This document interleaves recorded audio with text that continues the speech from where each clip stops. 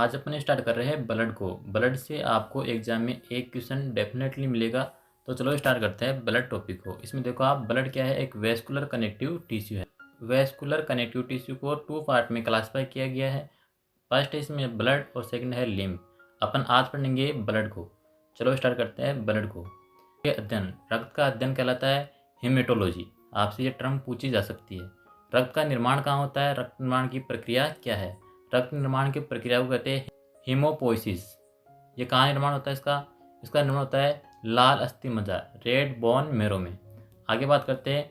इसमें देखो first point देखा है, रक्त एक लाल रक्त तरल संयोजी ऊतक है, कनेक्टिव टिश्यू है, वेस्कुलर कनेक्टिव टिश्यू है रक्त। वयस्क मनुष्य के शरीर में रक्त की मात्रा 5 से 6 लीटर होती है। आगे बात करते हैं रक्त की पीएच। रक्त की पीएच 7.4 होती है और पीएच क्या है इसकी? 7 से 7.4। ये क्या है? 7 से ज़्यादा है।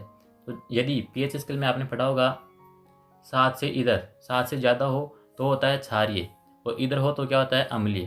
तो ये क्या है? एक हल्का क्षारीय है। रक्त की पीएच कितनी है? 7.4, हल्का क्षारीय।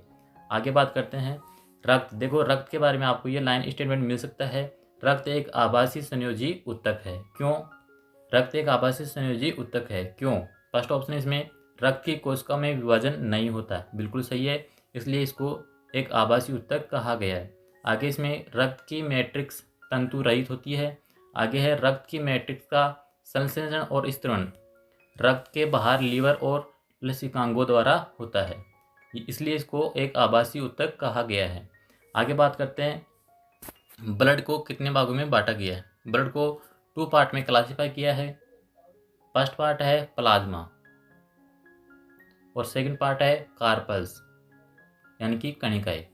प्लाज्मा और कणिकाएं। अब प्लाज्मा कितना है? रक्त में प्लाज्मा है वो है 55% और बाकी बचा 45%। ये क्या है? कणिकाएं। कणिकाएं या कार्पल्स। कार्पल्स में क्या? आरबीसी, डब्ल्यूबीसी और प्लेटलेट्स। आरबीसी, डब्ल्यूबीसी और प्लेटलेट्स, ये कितनी है? 45%। आगे बात करते हैं प्लाज्मा। मैंने बताया आपको रक्त को 2 भागों में बांटा है, ब्लड को 2 पार्ट में क्लासिफाई किया है, प्लाज्मा और कार्पल्स। अब पढ़ते हैं अपन प्लाज्मा। प्लाज्मा कितना प्रतिशत है? 55%। और कार्पल्स यानी कि डब्ल्यूबीसी, आरबीसी, प्लेटलेट्स, ये कितनी है? 45%। आगे बात करते हैं प्लाज्मा के बारे में। प्लाज्मा में देखो क्या क्या पाया जाता है।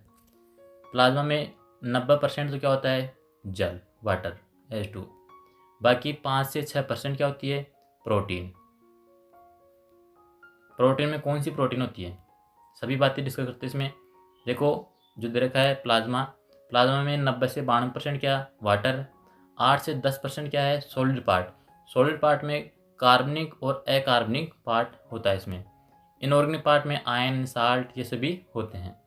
बात करते हैं इसमें प्रोटीन, कौन कौन सी प्रोटीन पाई जाती है। तो इसमें 3 प्रकार की प्रोटीन है, वो आपको ध्यान रखना है। फर्स्ट है इसमें एल्बुमिन। सेकंड इसमें ग्लोबुमिन और थर्ड इसमें फाइब्रिनोजन प्रोटीन। एल्बुमिन का क्या कार्य है? आपने देखो इसको ध्यान रखना आप। एओ मतलब एग्रीकल्चर ऑफिसर, नाम सुना होगा आपने, एओ। अब ओ का मतलब क्या होगा इसमें? Osmotic pressure. ऑस्मोटिक प्रेशर को रेगुलेट करने का काम कौन करता है? Albumin protein. आगे चलते हैं ग्लोबुमिन प्रोटीन। इसका क्या कार्य होता है? इसका काम होता है प्रतिरक्षा में, इम्यून सिस्टम में कार्य करता है। आगे है फाइब्रिनोजन। फाइब्रिनोजन क्या काम करता है? यह है ब्लड क्लोटिंग में काम आता है। ब्लड क्लोटिंग, रक्त का थक्का बनाने में काम आता है। कौन? फाइब्रिनोजन। चलो आगे देखते हैं। पीडीएफ में जो भी बात दे रखी होगी मैं आपको समझाता रहूँगा। रक्त में 3 प्रकार की ग्लोबुलिन प्रोटीन पाई जाती है, अल्फा, बीटा और गामा। क्या काम होता है इसका? इम्यून सिस्टम को बनाए रखना। देखो ग्लोबुलिन प्रोटीन में एंटीबॉडी कितने प्रकार की होती है? 5 प्रकार की होती है। पांचों के बारे में आपको थोड़ा थोड़ा ध्यान रखना है, जो भी इंपॉर्टेंट बात होगी पांचों के बारे में ध्यान रखना है। फर्स्ट इसमें IgG। ये क्या है? ये सबसे छोटी और हल्की एंटीबॉडी है। सबसे छोटी और सबसे हल्की एंटीबॉडी कौन सी है? IgG। आगे बात करते हैं, ये प्लेसेंटा को पार कर सकती है और गर्भावस्था के दौरान माता द्वारा शिशु को यही एंटीबॉडी प्रदान की जाती है। आप इस क्वेश्चन को सॉल्व कर सकते हो। आगे बात करते हैं IgA के बारे में। IgA है जो प्रसव के बाद माता द्वारा शिशु को यही एंटीबॉडी प्रदान की जाती है। और ये कहाँ पाई जाती है? माता के द्वारा जो दूध पिलाया जाता है बच्चे को, उसमें कौन सी एंटीबॉडी पाई जाती है? IgA। और प्लेसेंटा को पार कर सकती है क्या? ये प्लेसेंटा को पार नहीं कर सकती। कौन सी प्लेसेंटा को पार कर सकती है? IgG। IgG ये वाली एंटीबॉडी प्लेसेंटा को पार कर सकती है। आगे बात करते हैं IgM। IgM का क्या कार्य होता है? IgM होती है वो सबसे बड़ी और सबसे भारी एंटीबॉडी पाई जाती है और ये क्या काम करती है? संक्रमण अवस्था में काम करती है। आगे बात करते हैं IgD। देखो सभी के बारे में ध्यान नहीं रखना है आपको, एक तो IgG के बारे में ध्यान रखना है, एक है IgA के बारे में ध्यान रखना है और एक है IgE के बारे में। E for allergy. एलर्जी को अपन ऐसे स्टार्ट करते हैं, एलर्जी की मीनिंग में ए आता है, लेकिन आपको क्या ध्यान रखना है? E for allergy. एलर्जी में कौन सी एंटीबॉडी कार्य करेगी? E। बस यही क्वेश्चन आपको मिलेगा एग्जाम में। और मिलेगा दूसरा क्वेश्चन, प्लेसेंटा को कौन सी एंटीबॉडी पार कर सकती है? तो वो कौन सी है? IgG। दैट्स ऑल, अपना काम हो गया। आगे बात करते हैं अपशिष्ट पदार्थ। हाँ, रक्त में कुछ अपशिष्ट पदार्थ भी पाए जाते हैं। कौन से अपशिष्ट पदार्थ? जैसे यूरिया, यूरिक एसिड, क्रिएट, ये सभी अपशिष्ट पदार्थ के रूप में पाए जाते हैं। अब आप ध्यान रखना, यदि रक्त में यूरिया की मात्रा बढ़ जाए तो कौन सा रोग होगा? यूरीमिया। कौन सा रोग हो जाएगा? यूरीमिया। रक्त में यूरिया की मात्रा बढ़ना यूरीमिया कहलाता है। और यूरीमिया क्या है? एक प्रकार का एनीमिया ही होता है। आगे बात करते हैं प्रतिस्कंदक। आपको ऑप्शन मिलेगा निम्न में से कौन सा प्रतिस्कंदक या एंटीकोगुलेंट है? तो इसमें आपको ध्यान रखना है, एंटीकोगुलेंट के रूप में हिपरिन को काम में लेते हैं। क्या काम होता है प्रतिस्कंदक? प्रतिस्कंदक मतलब कोगुलेट, रक्त के थक्के को बनने से रोकना, क्या कहलाता है? प्रतिस्कंदक। आगे बात करते हैं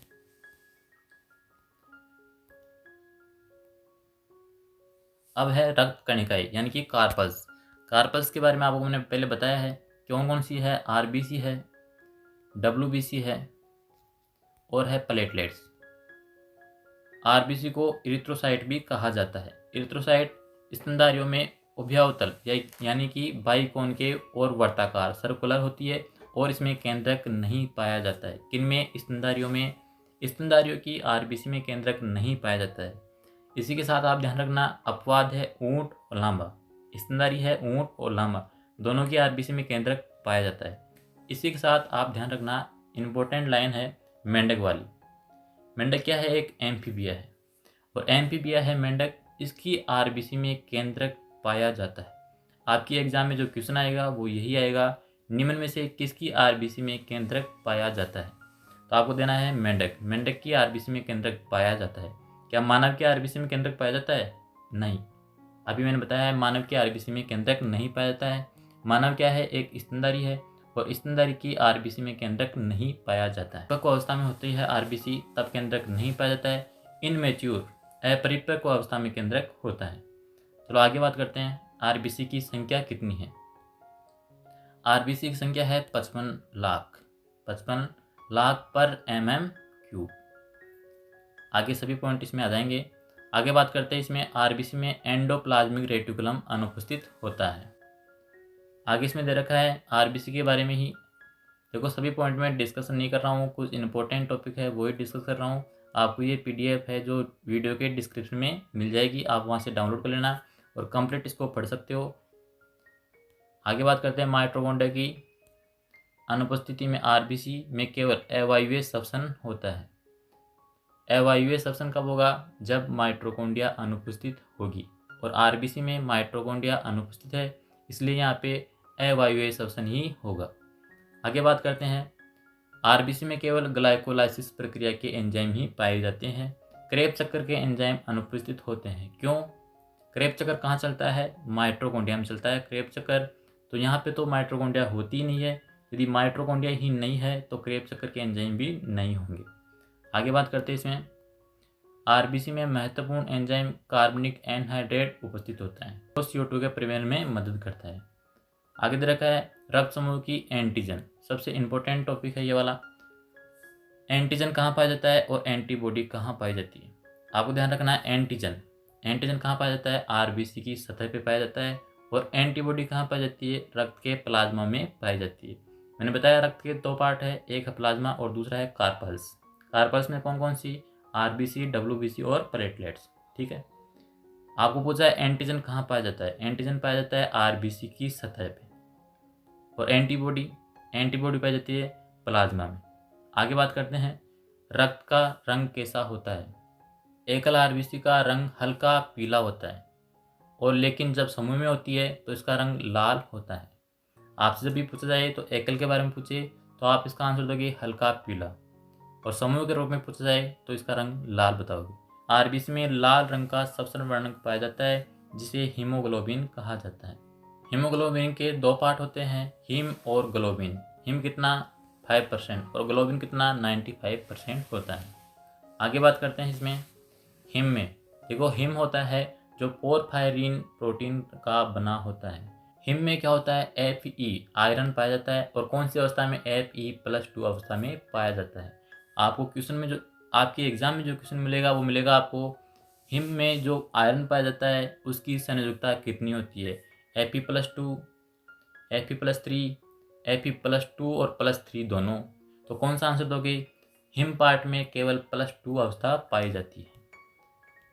अगला पॉइंट अपना, हीमोग्लोबिन ऑक्सीजन से क्रिया कर सकता है, हीमोग्लोबिन O3 यानी कि ओजोन से क्रिया कर सकता है, और हीमोग्लोबिन कार्बन डाइऑक्साइड से भी क्रिया कर सकता है। चलो जो भी बात है आप देखते रहना इसमें पीडीएफ आपको डिस्क्रिप्शन में मिलेगी। हीमोग्लोबिन के बारे में कुछ इंपॉर्टेंट बातें हैं वो मैं आपको बता देता हूँ। एक हीमोग्लोबिन अणु 4 ऑक्सीजन अणुओं का परिवहन कर सकता है। 1 ग्राम हीमोग्लोबिन में 1.34 O2 का परिवहन कर सकता है। 100 ml रक्त में 15 ग्राम हीमोग्लोबिन होता है।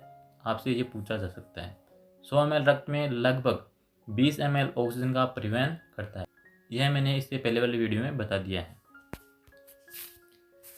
देखो हीमोग्लोबिन, हीमोग्लोबिन में दो पार्ट, हिम और ग्लोबिन। हिम के बारे में अपन ने पढ़ लिया है। आगे है ग्लोबिन। ग्लोबिन में क्या होता है? इसमें पॉलीपेप्टाइड श्रृंखलाएं पाई जाती है। 4 प्रकार की पॉलीपेप्टाइड श्रृंखलाएं पाई जाती है। आपसे एग्जाम में पूछा जा सकता है कि हीमोग्लोबिन में पॉलीपेप्टाइड श्रृंखलाएं कितने प्रकार की होती है? 1, 2, 3, 4। उसमें 4 प्रकार की पॉलीपेप्टाइड श्रृंखलाएं पाई जाती है, अल्फा, बीटा, गामा और डेल्टा। ये पॉलीपेप्टाइड श्रृंखलाएं मिलकर हीमोग्लोबिन का निर्माण करती है। इसमें 3 प्रकार का हीमोग्लोबिन बनता है, हीमोग्लोबिन ए, हीमोग्लोबिन A2 और हीमोग्लोबिन एफ। आगे चलते हैं आरबीसी का साइज कितना होता है। आरबीसी, मनुष्य की आरबीसी का साइज 7.5 म्यू होता है। आगे आरबीसी के बारे में कुछ स्पेशल पॉइंट लेके आपको ये सभी पढ़ने हैं। मैं आगे चलता हूँ सीधा, इसको थोड़ा जूम इन कर लेता हूँ, आप देख लेना। अब बात करते हैं आरबीसी की शेप के बारे में, जो मैंने पहले आपको बता दिया है। आरबीसी का शेप है जो बाई कॉनकेव होता है। मीडियम पूछा जाएगा। यदि आरबीसी को अल्पप्राशरी मीडियम में डाला जाता है तो क्या होगा? आरबीसी सिकुड़ जाएगी, आरबीसी फूल जाएगी। तो आरबीसी यदि अल्पप्राशरी यानी कि हाइपरटोनिक सॉल्यूशन डालेंगे तो आरबीसी फूल जाएगी। आगे दूसरा पॉइंट है, एक होता है हाइपरटोनिक, एक होता है हाइपोटोनिक। हाइपोटोनिक में आरबीसी फूल जाती है और हाइपरटोनिक में आरबीसी सिकुड़ जाती है। आगे चलते हैं आरबीसी के जीवन काल पे। आरबीसी का जीवन काल 120 दिन का होता है मनुष्य में। बाकी ये आपको रेबिट, फ्रॉग इनमें दे रखा है, कोई नहीं पूछेगा। मात्रा कितनी होती है? मात्रा होती है 5.5 मिलियन या 55 लाख पर mm³। आगे चलते हैं, आरबीसी संख्या में कमी होती है तो कमी को एनीमिया रोग से जाना जाता है। वो कौन से फैक्टर है जो एनीमिया कर सकते हैं? इसमें फर्स्ट है, यदि विटामिन B12 की कमी हो जाए तो एनीमिया रोग हो जाता है। सेकंड है, आयरन की कमी हो जाए तो भी एनीमिया रोग हो जाता है। और तीसरा है, यदि किसी एक्सीडेंट में रक्त का अधिक स्त्रवण हो जाए तो भी एनीमिया रोग हो जाता है। तो आपसे पूछा जाएगा, क्या विटामिन B12 की कमी से एनीमिया रोग होता है? बिल्कुल हाँ, विटामिन B12 की कमी से एनीमिया रोग होता है। आगे चलते हैं, आरबीसी के निर्माण की प्रक्रिया को इरिथ्रोपोइसिस कहा जाता है। यह आरबीसी का निर्माण कहाँ होता है? आरबीसी का निर्माण बनाने वाले अंग को तो कहते हैं इरिथ्रोपोइटिक ऑर्गन, और जो एंजाइम इसमें मदद करते हैं उनको कहते हैं इरिथ्रोपोइटिन हार्मोन। आरबीसी का निर्माण होता कहाँ है? आरबीसी का निर्माण सबसे पहले यॉर्क सेल में होता है, और इसके बाद में जो 3-4 पॉइंट है वो सभी मैं आपको बता रहा हूँ। सबसे पहले आरबीसी का निर्माण होगा यॉर्क सेक में। इसके बाद में है भ्रूण अवस्था के दौरान आरबीसी का निर्माण प्लेसेंटा, लीवर, स्प्लीन और थाइमस से होता है। आपको पूछा जाएगा वयस्क अवस्था में कहाँ होता है, तो वयस्क अवस्था में आरबीसी का निर्माण लाल अस्थि मज्जा, रेड बोन मेरो में होता है। आगे चलते हैं। इसी के साथ मैं आपको बता दूं, आरबीसी में केंद्रक नहीं होता है, लेकिन ऊंट लांबा की आरबीसी में केंद्रक होता है और साथ ही मेंढक की आरबीसी में भी केंद्रक होता है और मनुष्य की आरबीसी में केंद्रक नहीं होता है। बस आपको यही एग्जाम में पूछा जाएगा। आगे चलते हैं कुछ इंपॉर्टेंट बातों पे। आगे दे रखा है मर्त आरबीसी को स्प्लीन में नष्ट किया जाता है। स्प्लीन को आरबीसी का कब्रिस्तान कहा जाता है। इसी के साथ आरबीसी का संग्रहण कहाँ होता है, स्प्लीन में ही आरबीसी का संग्रहण होता है और इसी को ब्लड बैंक कहा जाता है। तो कुल मिला के स्प्लीन को दो नाम से और जाना जा सकता है, एक तो है आरबीसी का कब्रिस्तान और दूसरा है ब्लड बैंक। तो दो नाम से और जाना जा सकता है स्प्लीन को। जो बातें थी वो थी आरबीसी के बारे में। अगला वीडियो होगा जो होगा डब्ल्यूबीसी के बारे में और फिर प्लेटलेट्स और रक्त का थक्का जमने की प्रक्रिया, ये सभी मैं डिस्कस आपको लगातार वीडियो में करता रहूँगा। तो चलो मिलते हैं अगले वीडियो में, तब तक लाइक से टेक केयर।